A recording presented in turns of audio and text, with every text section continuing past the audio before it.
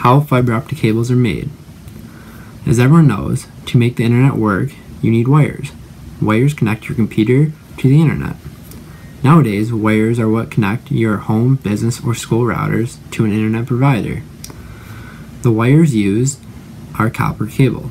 But now, with new technology becoming faster and faster, they develop cables known as fiber optic cables. Fiber optic cables use light to transmit their information. Fiber optic cables are cables that contain one or more optical fibers that are used to carry light.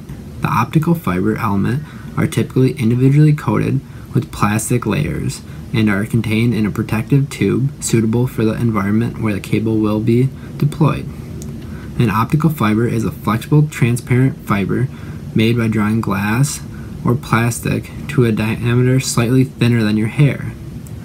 Optical fibers typically include a transparent core surrounded by a transparent clad material that has lower index of refraction. Now, how do we make fiber optic cables?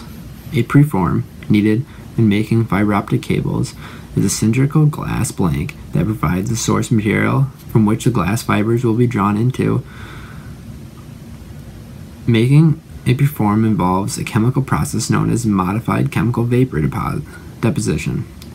This process involves bubbling oxygen through various chemical solutions, including germanium chloride and silicon chloride. The bubbling chemicals produce a gas that is directed into a hollow rotating tube made of synthetic quartz. A torch is moved up and down the rotating tube, resulting in very high temperatures that cause the gas to react with the oxygen to form silicon dioxide and germanium dioxide. These two chemicals adhere to the inside of the rotating tube where they form together to form extremely pure glass. Creating a preform takes several hours, after which additional time is required for the glass blank to cool. Once cooled, the glass is tested to ensure that it meets a quality standard, especially in terms of index of refraction. The process begins by lowering one end of the preform into an inline furnace that produces heat in a range of 3,400 to 4,000 degrees Fahrenheit. As the low end of the preform begins to melt, it forms a molten glob that is pulled downward by gravity, tailing behind a glob that is a thin strand of glass that cools and solidifies quickly. The environment operator threads the glass strand through a remainder of the devices in the tower, which includes a number of buffer coating applicators and ultraviolet curving ovens. Finally, the operator connects the fiber to a tractor mechanism. The tractor device pulls the glass standard from the preform at a rate of 33 to 66 feet per second. The actual speed at which the tractor pulls the strand is dependent on the feedback information the device reads from the laser micrometer that continues to measure the fiber's diameter. At the end of the run, the completed fiber is wound onto a spool. To complete fiber optical cable, it must undergo a number of tests to determine the quality of the finished product.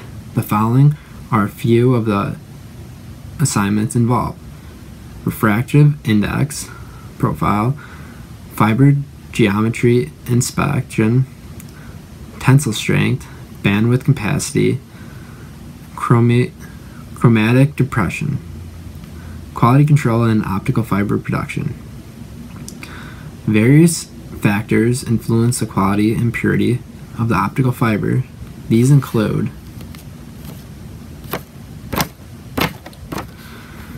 the completed fiber optical cable must undergo a number of tests to determine the quality of the finished product.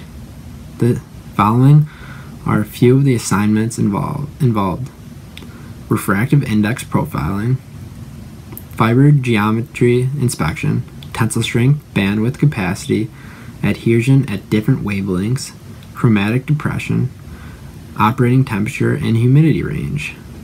These are quality controls in fiber optical production. Various factors influence the quality and purity of fiber optic cable. Chemical composition is one of them. Achieving optimal radius of the various chemicals used to create the preform is important for achieving glass purity.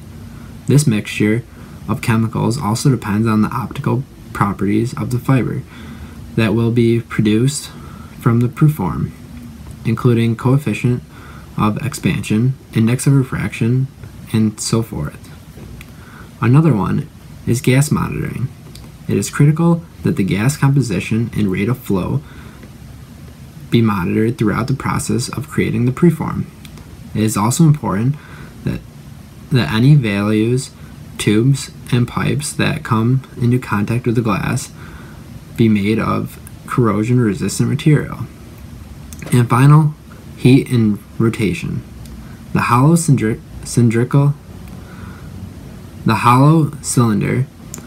that is used to create the preform must be heated at the proper temperature and continuously rotated to enable the chemicals to be deposited evenly.